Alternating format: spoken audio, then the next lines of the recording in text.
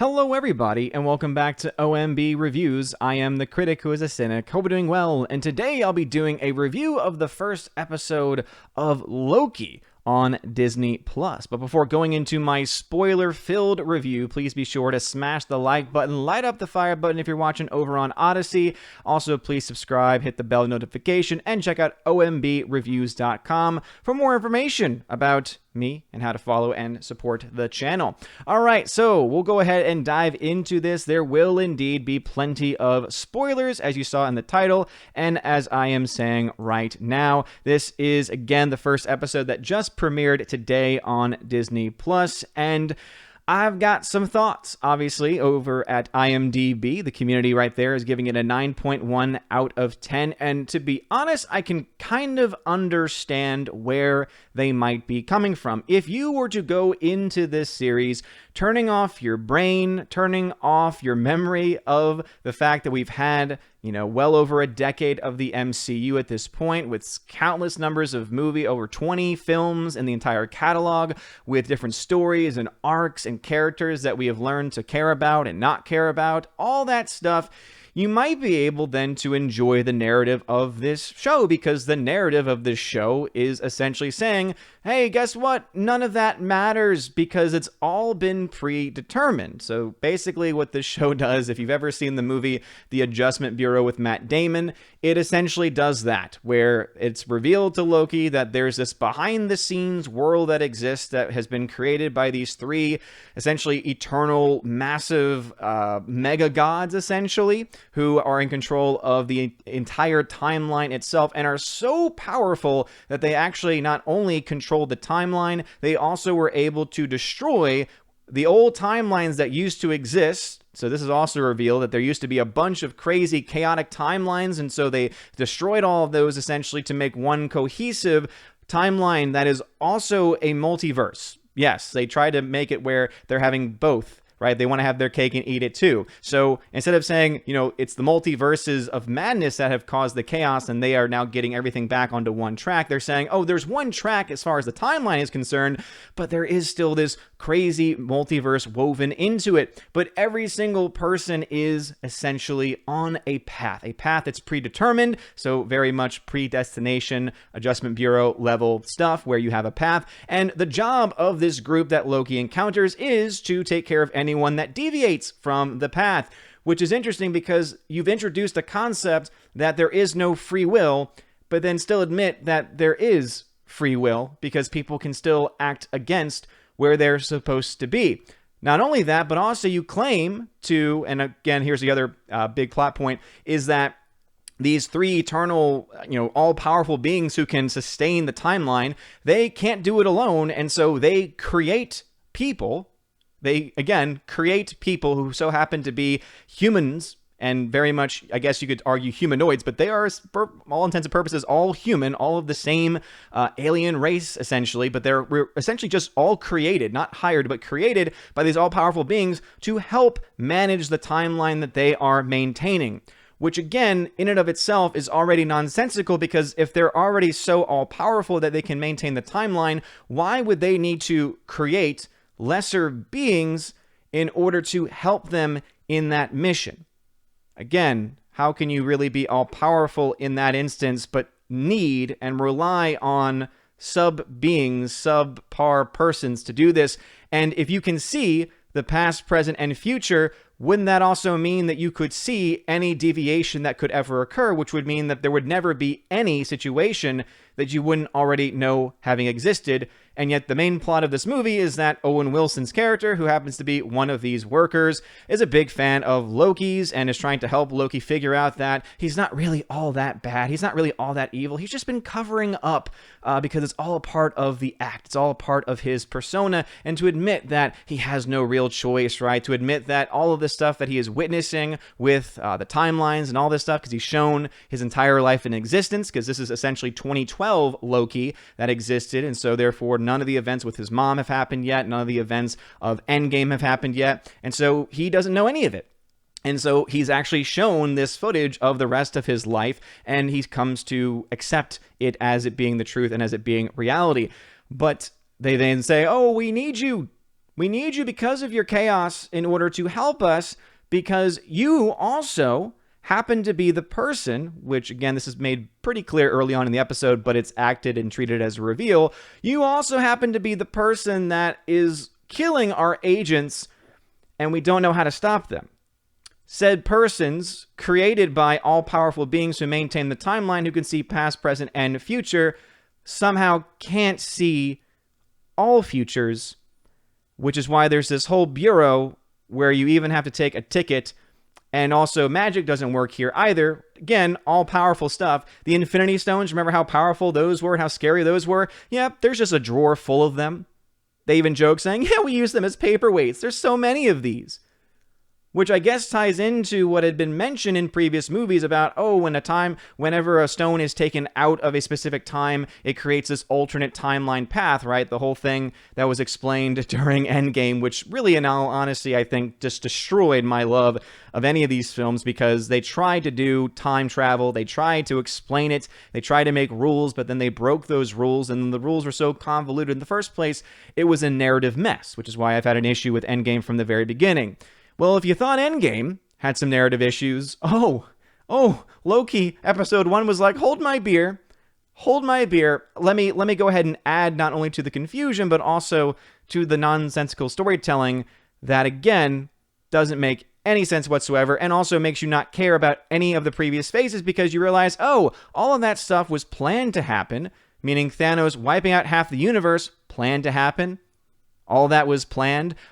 Everything that happened after the fact with people coming back after the blip, all of it according to the plan. You know, things that would have made sense to have been deviations from the timeline, right? If you had, of course, established that these were not all-powerful beings who could see past, present, and future, and yet missed out on these things. Oh, no. Those big events, Captain America going back in time, creating his own timeline or whatever that nonsense was, living out his life with Peggy Carter. Yeah, no. That wasn't a violation.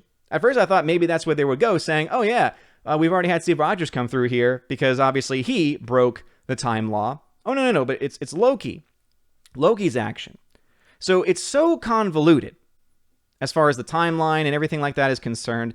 It's really hard to enjoy the enjoyable moments of this show. Again, if you could shut your brain off and just pretend like none of what's happened has happened, pretend like you never cared for any of the characters, pretend like you never cared for any of those narratives, then you might be able to enjoy the episode. You might be able to actually enjoy Gloria's purpose, as it's called, because he realizes he has no purpose. And essentially what is revealed in this episode is that life itself is meaningless, because it's all predetermined, and yet somehow, some way, people can break from that predetermination. And if they do, whether they know it or not, they can be charged with a crime of which they didn't know they were committing, because they don't know that this Time Lord court thing agency exists. Yes, giant hot mess of a narrative. However, as far as the acting is concerned, acting is pretty good. One could argue that there's definitely a big stress put on representation in some of the characters. Both of the authoritative characters shown in this episode, both the judge in the court and also the police officer who takes out Loki with one hit. Again, both women of color. One could obviously go that route, but to be honest, I don't even think that is even worth talking about and even worth mentioning. I bring it up just because some people might ask, what about this and what about that? I don't actually really think it's that bad, because the actors that they had for those roles I thought were fine. As long as there's someone there who is a new character, who's not being race swapped, who's not being, just created out of rather taking an established character and then just creating a new version of it out of thin air without explaining it. As long as they're not doing that, I'm okay with them, pushing forward these diversity things. There's one line where Owen Wilson's looking up at the judge saying, this just feels right, me always looking up to you. It just feels right. Because at first I thought there was going to be some type of, flirtation moment, but instead it came out the way it did about, I always look up to you. It just feels right that it should be this way. Instead it made it feel like, because a woman in power, a woman in color and power above me, that is what is good, and that is what just feels right.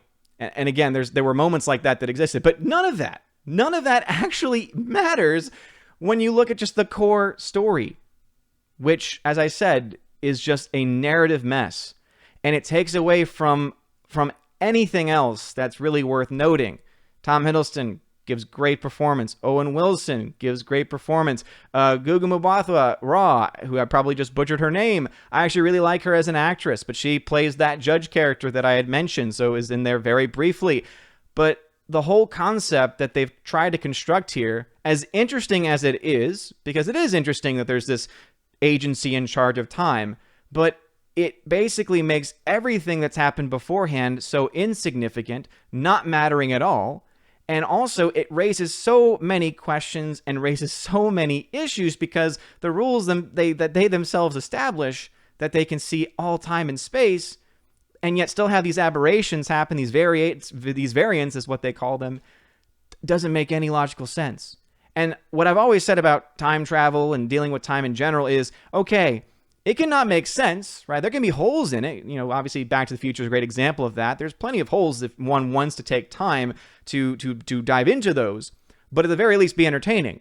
Whereas with this one, it's, oh, let's make up these rules that are convoluted, that don't make a lot of sense, but then let's also just strip away anything that you ever liked in the MCU that's ever been important, all the characters, everything. None of it matters. Oh, and Loki, the person who's supposed to be the one that this series is about, oh, he's an insignificant character. He has no glorious purpose. In fact, he really has no purpose at all, except for this convoluted one that they're giving him to help him stop himself. And many people speculate at this point that it probably will be a female Loki, which in and of itself is already even more convoluted. But yeah, a hot mess is what I can say about this show. There's some really interesting concepts. There's some really cool things that, again, could definitely work in an isolated universe that hadn't already existed for over 10 plus years, over 20 plus movies. But anyway, those are my thoughts on the first episode of Loki. I'm going to see where it goes because this is, I would say, one of those shows where by the end of it, maybe they'll be able to fill in some of the holes. Maybe they'll be able to do these things. But if we know anything about the recent history of the MCU and Disney in general, it probably won't. But hey, there's still a chance. And so I will continue to review these episodes.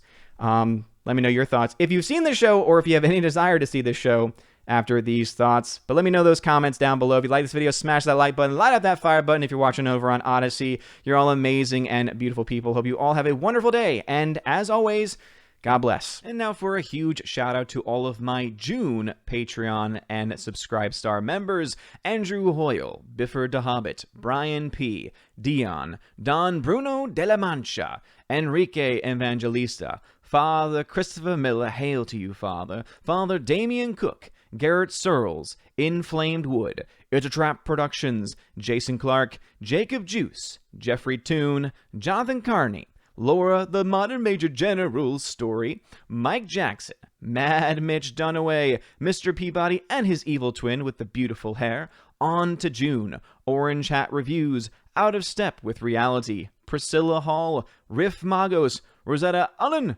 Teresa Martin, Theodore Bendon, and rather Teresa Martin is Miss Martin Muses now, Tina Bojan, Tina B., and Washington Madranda. Thank y'all very much for being my supporters on Patreon. And to my Subscribestar peeps, Fast Reaction, Nosferatu Gatsu, Stand For, John B., Perpetual Punster, Mr. Roy, Glinzer, J. Alex McCarthy Jr., Dean Heiss / The New Number 2, J-Rod the Beer Guru, Nevanon G. Adams, and ZK Man. Thank you all very much for being my Subscribestar members, and if you want your name shouted out at the end of every video and live stream, please consider joining on Patreon or Subscribestar. You also get access at other tiers to things like a bi-monthly podcast, bi-weekly, twice a month podcast that I do with John the Flick Pick Flickinger, which is a lot of fun. There's also a tier in which you can join me once a month for the Chosen of Valhalla live stream, where you all get to,